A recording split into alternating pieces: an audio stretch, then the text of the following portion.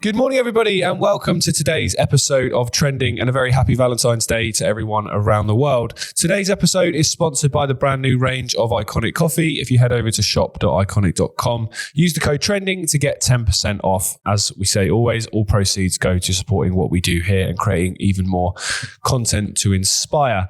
Richard, how are you doing this morning, sir? I'm good, thank you. Happy Valentine's Day to you, my love. Did you get my card? I didn't get your card. Oh, must have got lost. Sure it's coming through later on. Must have got lost in the post with all the other ones from school when you never got a card. I never got a card. Oh. Yeah, I didn't. But yeah, good, thank you, mate. All good. Excellent. Right, where are we going first? We're going over to America, I believe. We are. We're going to go to this because Robert Kennedy Jr. obviously just been sworn in, which is a good thing. I think he's a good man, but there's some connections there that we're dubious about and we're concerned about in terms of this messianic guys and the schmooly guy that keeps hanging around him. But it's good that he's got in, and I didn't know whether he would or not. But what's really, really interesting is that now this Anna Luna lady, it's not her real name, she changed it to Luna, we discussed that yesterday. She's supposed to be looking into the assassinations of his father, Robert Kennedy, obviously JFK, and some other things here, including the Epstein list. Now, she's very pro-Israel as well. What was really interesting, though, and I didn't know this till recently, we've got a clip here from one of the guys. She's allowed to use a clip from one of his films about Robert Kennedy. Now, he had a PR agent, and I wonder if this is going to get looked into. So he had a PR agent at the time called Frank Mekovich. Now, Frank Mekovich was the guy that led him off the stage. It was supposed to be a lady that led him off the stage, and she got left behind. He was supposed to go, so this is Robert Kennedy Sr. He was supposed to go left to watch a band that was set up to him. And it's clear from the video you watched that Frank, his PR agent, steers him off into the kitchen on purpose, blocks him off. Frank Mankiewicz, an anti-defamation league spy operating on behalf of the Israeli Mossad, had infiltrated Bobby Kennedy's campaign under the cover of being his press secretary. Mankiewicz turns RFK around and points him into the kitchen pantry where a team of assassins waited to ambush and shoot Kennedy. But as we left the podium, they said, "Senator, come to the kitchen." And then one of our staff, they caught my arm and said, "Hey, Dolores, what happened? You're supposed to be taking him to the ballroom." I said, they're taking him to the kitchen. And then I couldn't catch up with the senator after that. Let's watch it again in slow motion. Kennedy turns to his right, our left, as we face the stage, and begins walking toward the mariachi band. He encounters ADL and Israeli Mossad assassination coordinator Frank Mankiewicz. Mankiewicz spins Bobby around by pointing him directly toward the ambush in the kitchen. Mankiewicz blocks Bobby's path and moves forward toward Kennedy to ensure RFK can't escape from the gunmen waiting in the kitchen. A hotel maitre d' named Carl Euchre was used as a pawn to grab Bobby's arm and lead him into the ambush. Mankiewicz made sure no real security was available to guard Bobby. Now, later on, Frank said it was because Robert was tired. You don't see that, any evidence of that in the actual video itself. It clearly looks like he just blocks him off and sends him the other way. He looks confused, Robert Kennedy does, Robert Kennedy Sr. So obviously he goes into the kitchen and that's where he's assassinated. Now, later on, you find out that this same guy, Frank Mekovich, is actually the PR agent to the JFK film of Oliver Stone. It's the same guy. And then you find out that his grandson, so Frank Mekovich's grandson, is a presenter on the Young Turks. So it all ties together with this intelligence being completely infiltrated in the alternative media.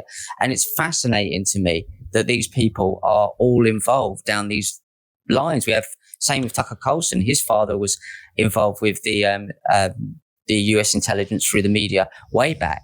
So this is completely involved in what we're doing. So I wonder how deep this Anna Luna guy, lady even, is going to look into this Robert Kennedy situation. Now, Oliver Stone came out yesterday and he was very adamant that Netanyahu, who he interviewed years ago, was mad then and even more mad now. And he's very pro-Palestine.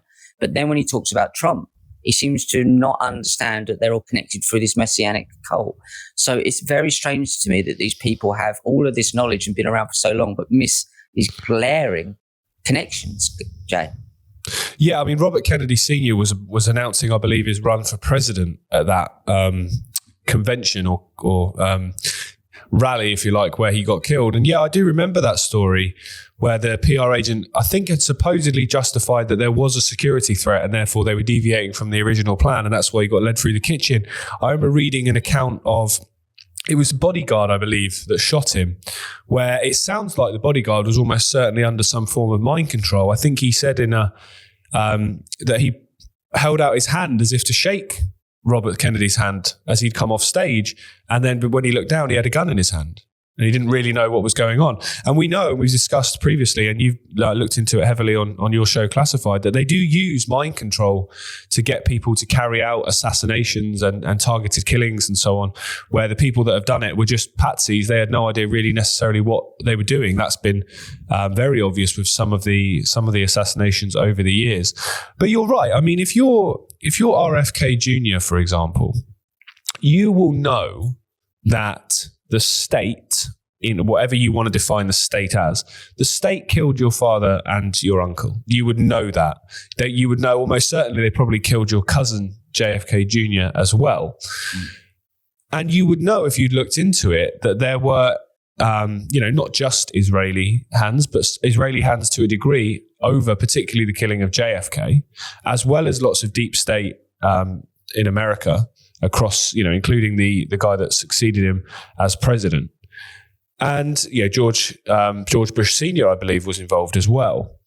You'd have known that.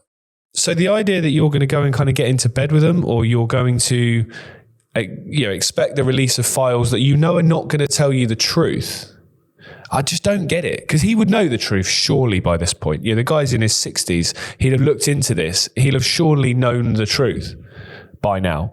So you're right. The fact that this Luna lady is so vehemently pro-Israel, no way she's going to let information come out. The Epstein client list, another big example of what she's looking into.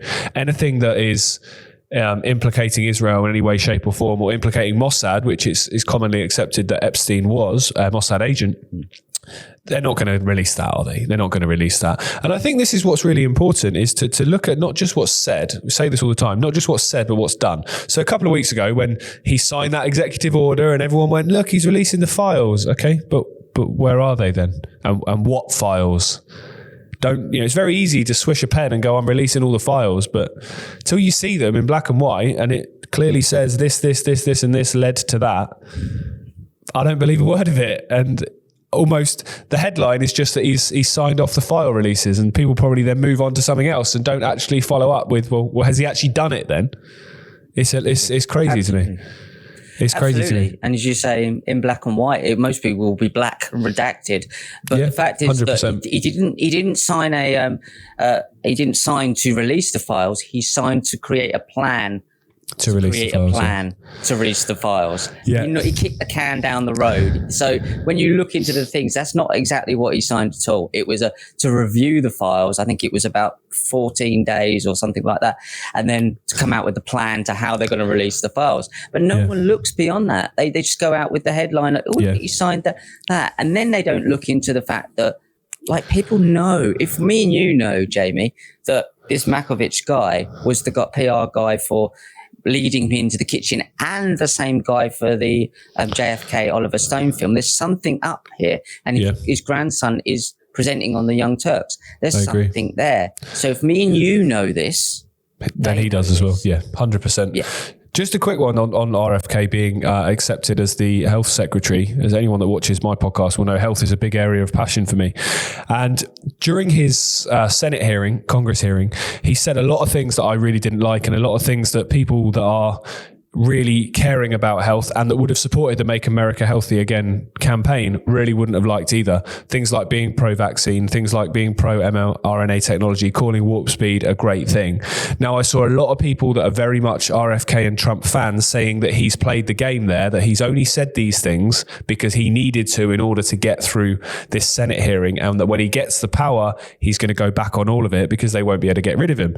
And he'll do all the things that he said he was going to do, like order a mass investigation into vaccinated versus unvaccinated children, and the health, take a big run at the processed food companies and so on. Now, I don't believe he's going to do that. I think it's all a load of BS. If he does, fantastic. Absolutely brilliant, all over that. I just remain very, very skeptical. Like I just said with the JFK files, until you see it and until you see it with your own eyes, I will be very skeptical. But let's hope he does. And all we can do is hope, and I'd love to be wrong. Right, we're going to move on. We're going to come over to the UK. Chancellor, or Rachel from Accounts, as she's become known because of her lying on her CV and her background and all that sort of stuff. This story about her CV that she had previous to working as an MP and previous to being Chancellor was brought up a few weeks ago, but it's not gone away. So essentially what's happened is she's written down on her CV on LinkedIn that she was an economist at the Bank of England, which sounds like a very high-level position that would qualify you to do a job like Treasury Secretary, Chancellor, and so on. When in fact, she worked in the Customer Complaints Department. I'd say that's quite a difference, I would suggest. Yeah. It's like saying, I played up front for Man United for 10 years. Well, actually, hang on, you were the kit man. There's a big difference. Yeah. You may have been involved, but you certainly weren't what you say you were doing. So all of a sudden, the qualifications for the role are brought into question. So it brings apart two things, really, which is, for years, you've seen the Labour Party and other left-wing parties in countries around the world claim that the parties on the right are full of sleaze, full of corruption, full of, self-interests and lying and so on, and it becomes big news. Then when they're exposed for doing exactly the same thing, because as we point out regularly, there is no party politics. It's only just for the viewer. Essentially, they all agree behind the scenes on the same thing, and they all have very similar mindsets and ideologies. They may just differ in their rhetoric slightly, but they're doing the same thing. This Labour government so far, that's only been in 9 months, has been full of sleaze, full of scandal, full of corruption. Every week there seems to be a new story. But the idea that you can lie on your CV, if you did that to get a job somewhere, any high street job, any office job, and you lied on your CV, when they discovered that, your employment would be brought into question, especially if what you lied about was very vital to your credibility to do the role. Right?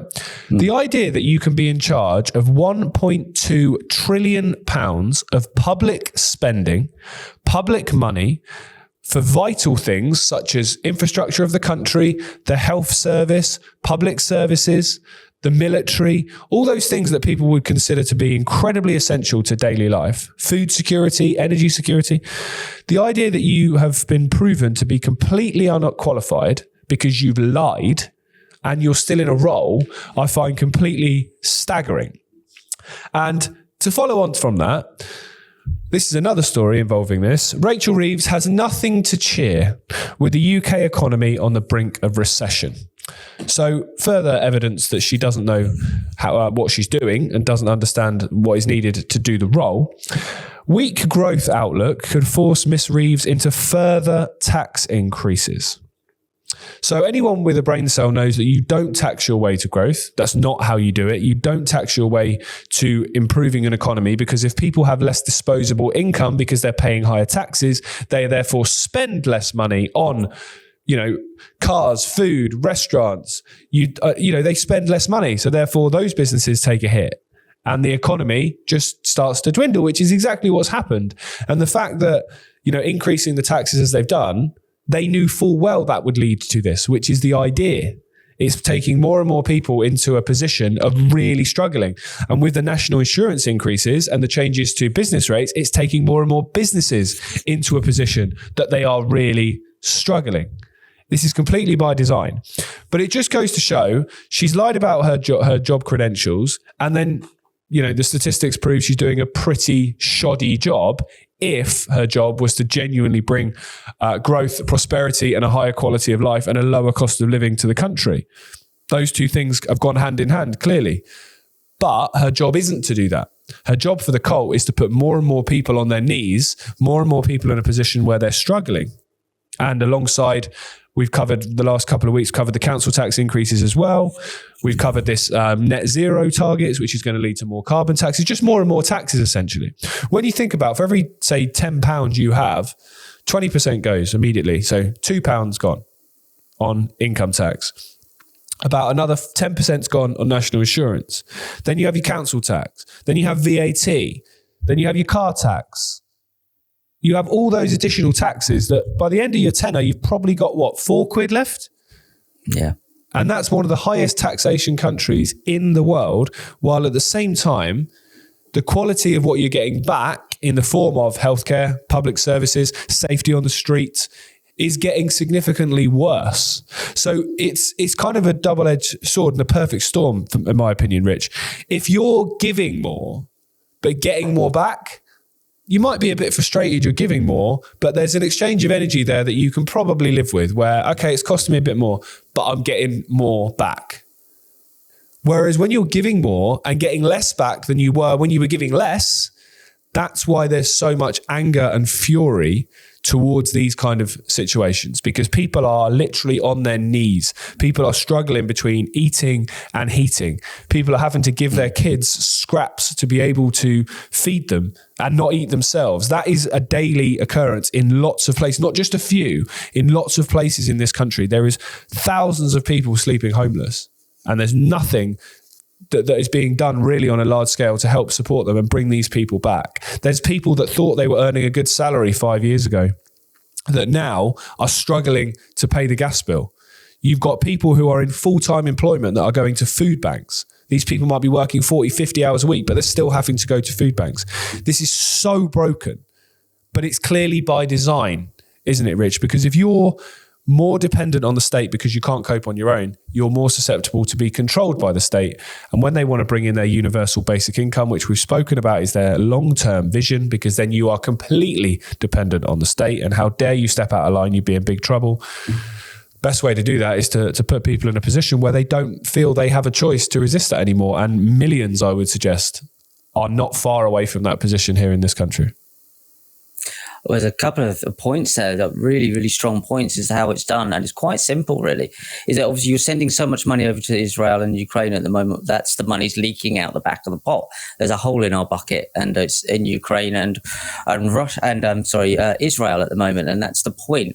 So you're spending all the money over there, increasing our taxes over here, and our cost of our way of living is going right down. That's obvious. And then you're going to blame it on the anyone who comes across from another country, an immigrant who's coming over and changing our culture and getting free this and free that. So you're passing the buck to someone else when you're clearly like sending out billions out of you're clearly bankrupting the country on purpose. That's completely. The first point, and that's obvious. But the second point is that now, what you said with Robert Kennedy earlier, and then this lady lying, it's become acceptable for these people to be chronic liars. Yep. That's acceptable. It's a game, is it? It's not a game. It's my money and I'm earning it. So RFK, he's playing a game with it. He's lying. She's lied. They're all lying. And you can't just go accept that, okay, we're going to trust these people who are chronic liars because that's the game. The game needs to change then. Because this isn't what we should be doing. If you're willing to lie to your audience to get one over on your other political opponents and your followers and completely flip-flop from what you were saying before and then flip back again, you are not a trustworthy person. I agree. If you are going to lie to get a job, and people, we've got MI5 here and MI6, they didn't realise that she worked on the desk and she wasn't who she was. Of course they knew. They knew. If we know, they know. It's not that difficult to work out. So we're accepting that, one, it's good to send all our money elsewhere and skint the country on purpose clearly. And then it's two, is that these people are liars, but we just have to accept that they're liars and they can flip-flop anyway and they're just playing a political game. It's just politics. It's not good enough.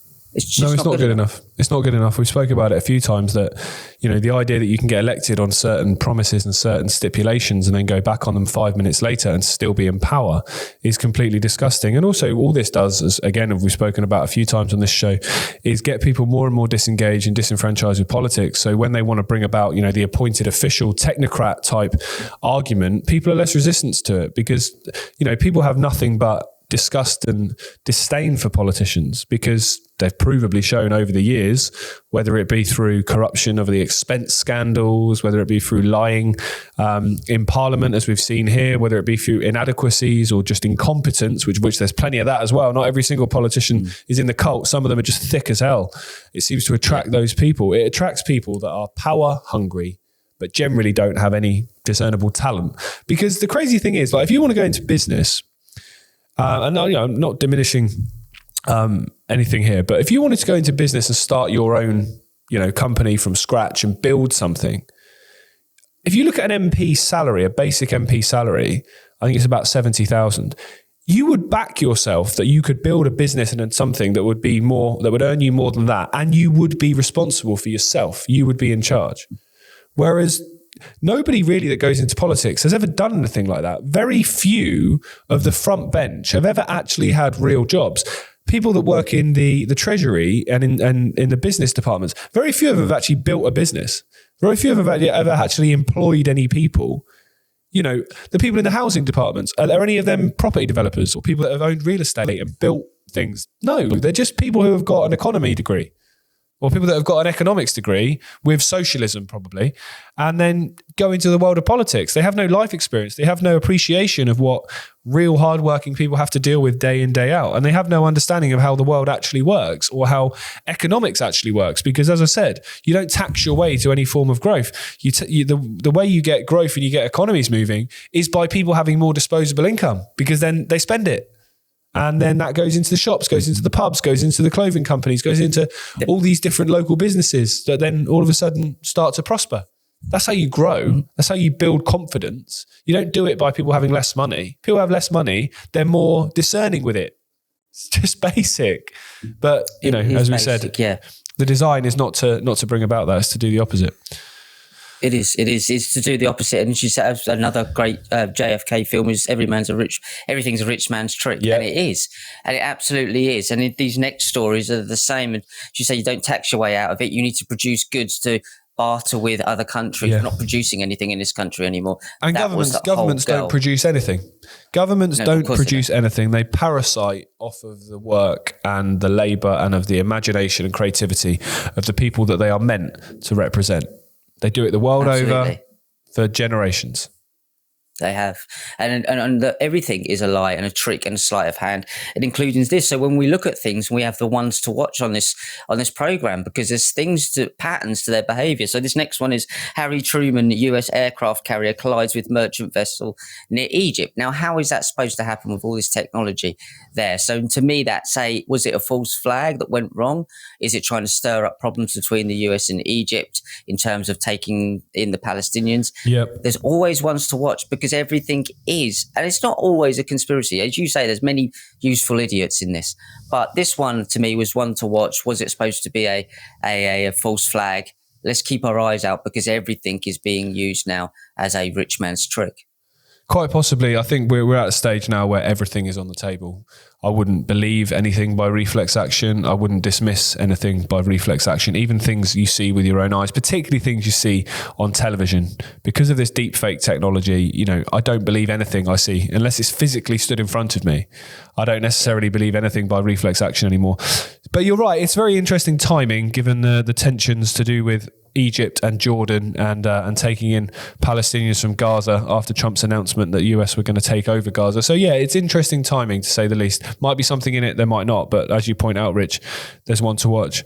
Another one to watch as well is this story or the theme around this story. So yesterday, once again, in a major European city in Munich, a lunatic has driven a car through a crowd full of people, 30 plus people injured.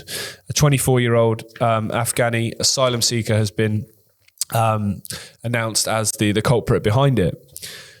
But essentially, this has become common practice. In Germany in particular, this has happened a lot. There was obviously the major Christmas market attack last year, I believe in Hamburg, I believe it was.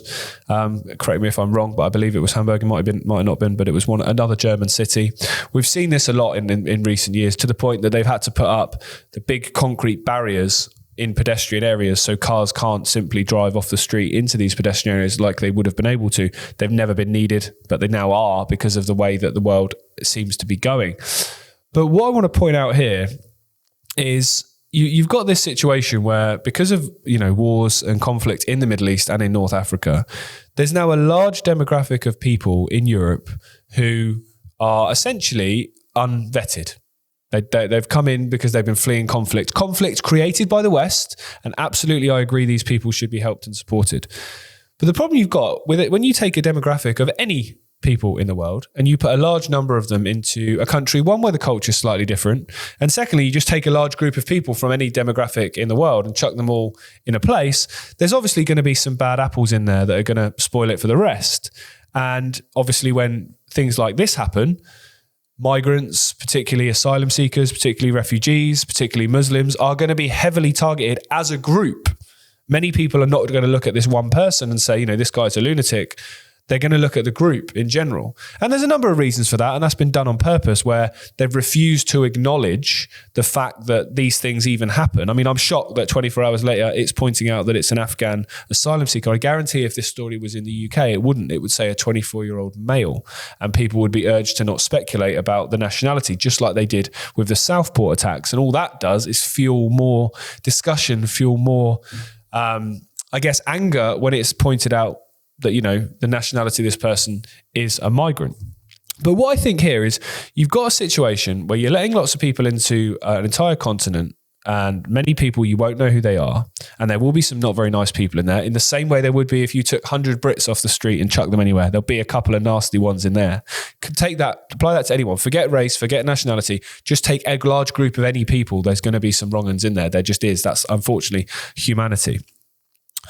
But you've got then a lack of prevention of these kind of things. We've seen them, as I say, become common practice. People are more and more uneasy in areas where they would have felt safe, in public places, in sporting events, in large crowds, in shopping centres, on public transport. They feel less safe in these situations, while nothing really is being done about it. You then apply that as well to situations that we've seen in the UK in recent years, whether it be the Manchester bombing attacks at the Ariana Grande concert, whether it be the Southport attacks just a few months ago, where it transpires afterwards that the culprits of these attacks were known to the authorities, and they were essentially not dealt with. They were not followed up on. They were not kept an eye on. And they were really then allowed to carry out their attacks because they shouldn't really have been in the position that they could have even considered doing that, given what was known about them already. And to me, what this is doing is highlighting the inadequacies of the system that is there now, that is supposedly there to keep us safe, whether that be, the system here in the UK called Prevent, which is meant to keep an eye on people they consider potential extremists or potential terrorists, whether it be the police authorities, whether it be the intelligence agencies, whether it be the surveillance, which is the big one I want to come to here.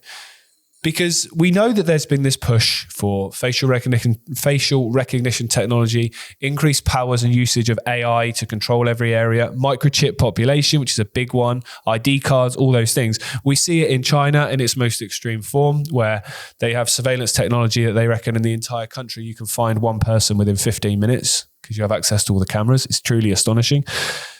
I wonder if these attacks and the fact that these things are becoming more common, they're going to be used to justify a complete ripping up of the current system, which clearly doesn't work. I won't argue it does. But I would argue it doesn't work because like all of them, it's being made to not work. And then they bring in this technology which they want to bring in, this facial recognition technology, this increased AI technology, which we know is part of their plan. But rather than say, look, we're imposing this on you, Big Brother style, they actually get public support for it. Because they say, the current system is not keeping you safe. It's not protecting you. These things can't continue to happen. Children are getting attacked. Elderly people are getting attacked. You need to feel safe. And all of a sudden then, problem, reaction, solution, you get the public to call for what you wanted to do the first place. So you create an environment where they demand the reaction, and then you offer the solution that you wanted the whole time. Just a theory. Again, it's one to watch. Who knows? Yeah. Absolutely. And just quickly to point out before we move on, is that your dad's been saying for ages these ULEZ cameras have been put in place to be used for that very purpose later on. The technology and the infrastructure's already there, and it just needs to be, repurposed. And that's what we're possibly looking at again, one to watch. And these are all ones to watch because they could use this stuff for any situation they like. But the technology's already there, Jay. It is. And I think what's funny is it's not funny, it's tragic. As the technology has increased and as the surveillance has increased, safety on the streets has got worse. Like if you go back to, 60s and 70s, I'm sure there was still people getting attacked on the streets every now and again, but it certainly wasn't something as widespread as it is now. There wasn't kids carrying knives. There wasn't kids carrying guns in the same way they are now.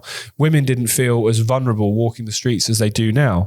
There wasn't as much of an aggressive, sinister culture. I mean, I'm 6'5". I don't like walking down the street, particularly in the city here in Derby at dark. I'm not a big fan. You're constantly wary of what your surroundings are, even if you're in a group these days.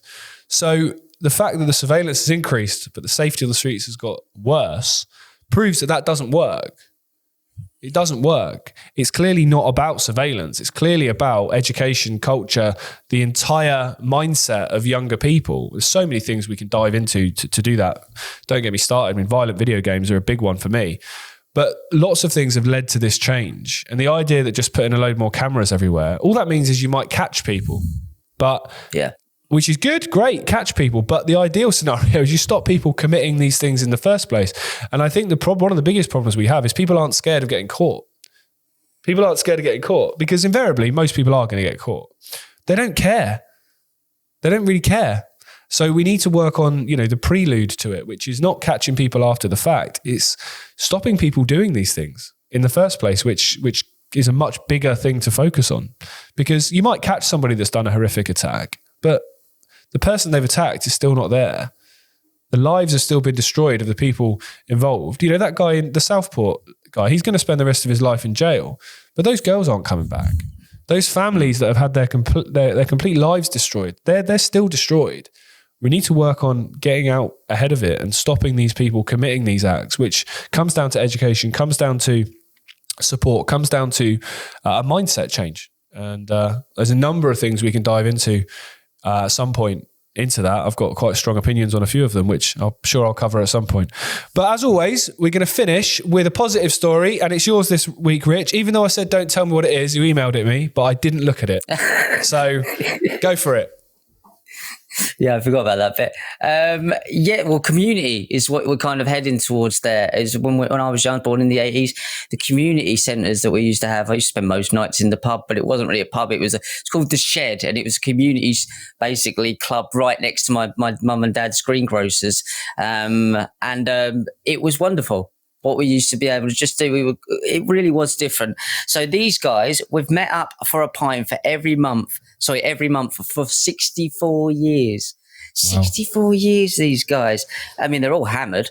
But every month is an opportunity for Kim Bright, David Day, Brian Wells, John Collins and Michael Stevens to meet up for a pint at the Old Swan Inn in Evesham. So obviously some of them have passed on because there's about 19, 20 of them here originally. It is an event in the calendar that they'll look forward to for the past 64 years, with some travelling from as far as South Africa to make the monthly lads night.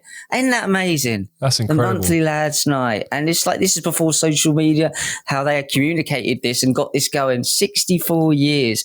So there's some rotten livers in there, but I mean, that's pretty good going. I don't know, a pint a month will do you all right. Well, I'm not sure if they stop at a pint a month. They might only go home 28 days later. The lads first met at Prince Henry School in Evesham in 1953. And when they left in 1960, they got together for a farewell pint, but did not want to say goodbye. Oh, that's really sweet, isn't it? Instead, they arranged to have a regular pub gathering on the first Tuesday every month. And now they've done that for 64 years. 64 years. Now, this is what we're missing, isn't it? What you're saying there, this community, whatever that community might be, like-minded people in small groups, works. It doesn't work in big groups. People have different opinions. That's why you find your, for want of a better word, tribe, and you find your like-minded community. And that's where I think it actually all comes back to. That's why the shops used to do so well for the supermarkets, when the greengrocers are around. You had the butchers, the greengrocers, you had a sweet shop, you had a hairdressers, you had a fish and chip shop. That's exactly what we had down the line there. And it was a community. And supermarkets kind of took that away, and I was watching that happen as my dad's shop closed down, and we had to find other ways of making a living, and the standard of living just dropped because the community wasn't there. People weren't meeting up anymore. And then all of the social media come out. People don't go out the houses as much as anymore. I feel like it's coming back a bit in England. I really do. And it'll always change and evolve into something else. But I live in a small kind of a village, really, and we have that still just about. But towns and cities don't. And I think that's the answer to what we're saying, these crime levels. Is that? Yeah, I completely agree. They'll never get rid of a fish and chip shop in Caister, Richard. Never, mate. No. Never do that. No. I agree completely. I think community is so important. It's, knowing your neighbours and kids in the street all playing together. I'm lucky. I live in a cul-de-sac and I've got that. We've got a couple of lads the other side of the road who are the same age as my two, and they'll kick a ball around in the street, or they'll get the scooters out, and it's lovely. It's really, really nice. But you're right. Community has been taken apart. And in a sense, if you think about the focal points of communities, it would have originally probably been the church. And then particularly in this country, the pub probably replaced the church. But how many, and you drove through most, even villages with, a dozen houses, they had a pub, or they had a shop, or they had a post office. All those things have been diminished in the last few years for a number of reasons. One being, like you said, people will jump in the car and drive 20 minutes to Asda rather than go and support the local greengrocer, the local butcher, and so on, because it's cheaper. And again, that is something that, in my opinion, a government who want a prosperous population should be supporting local businesses, local farmers, local greengrocers, local butchers, local pubs, rather than giving huge subsidies to these large corporations. Anyway, that's for another day. But I think those sort of things are the reason that those communities have diminished or started to diminish. And also, I think as a population, probably internationally, people are less tolerant of different people's opinions. I think that's a big thing. Like, you can have a differing of opinion, but you can also have a lot of common ground. Whereas now people focus on the difference before they focus on the common ground. Whereas for me, my attitude is, right, what do we agree on first? Because I guarantee we probably agree on 70%. And the 30% we can leave slightly. We can leave that to one side. We can still support our local community and get on and, want our village or our town to be a nice place, to be safe, where people feel looked after, where, you keep an eye on your neighbour who's a bit elderly and frail. You keep an eye out for, people that have just had young children that might need a bit of support here and there. I mean, like, we're so lucky. Like, my neighbour, Sian, lovely lady, her and her partner, Alex, she brought cakes round, and she brought round, like, homemade stews the day our son was born. Like, you don't want to cook, guys, here you go, have your dinner. And it's like, that sort of community is amazing. But like you say, in large parts of the country and the wider world, that unfortunately has gone. And again, that's not by accident, it's by design, because a unified population is the worst nightmare of this cult. So stories like that, Rich, which hopefully people around the world watching this will listen to, and maybe reach out on today of all days, Valentine's Day, maybe reach out to some friends you haven't reached out to for a long time. Maybe knock on your neighbour's door and ask how they are. Tell the people that you care about that you love them, and, all those things that we probably don't do as much as we should. I think those sort of stories hopefully inspire more people to go out and do the same. Yep, and you're right about the fish and chip shop, Jay. Before we go, we've got one here and it's been around for ages, and it's called Doggers. I know, I've eaten there. Make of that what you will. You've eaten in Doggers, yep. I have. All hung out in Doggers. That's the story. Go to Caister, go dogging. Anyway, yep. We'll leave it there, Rich, because that's... so many people won't get that reference. I think that's a British reference, but anyway, have a great weekend, mate, and we'll catch up. It's me and you all week next week, as Gareth is obviously in Mexico. He's flying over there in a few hours' time to the Acapulco conference over there. So if you're watching, Gaz, safe travels, and we'll catch up when you're back. But Rich, we'll be back on Monday morning, mate. We've got 5 early get-ups next week, you have, so... although you only have to walk from one room to the other, I've got to travel in, so you've got it easier. Right. Slightly, yeah.